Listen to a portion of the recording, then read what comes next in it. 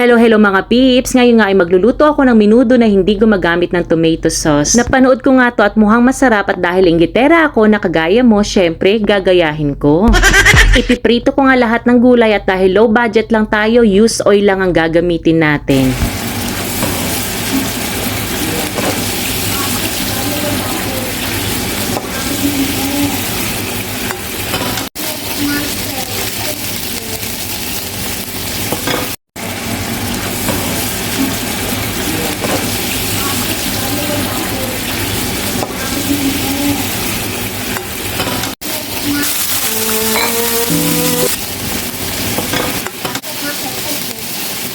Dahil hindi nga tayo gagamit ng tomato sauce, ayan, maraming kamatis na lang ang ating gagamitin.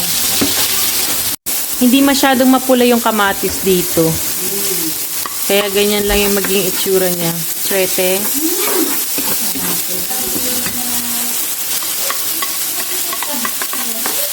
Ang bango-bango na.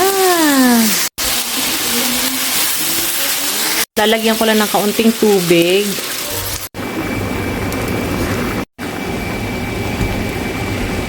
Titimplahan ko na lang ito ng toyo, 2 sandok. Kalahati na lang yung natira ng pork cubes ko. Pwede na yan. Seasoning salt. Paminta. Lalagyan ko pala ito ng breadcrumbs, pampalapot. Ang sarap na ng itsura niya. Ilalagay ko na lahat itong sangkap. At patutuyuin na lang.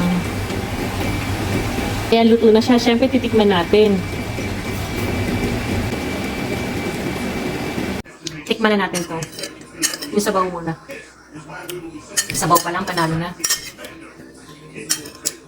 Yung patatas. Ang sarap. Ang sarap. Pwede pa naman sa pinapay, pwede ulam. Sarap.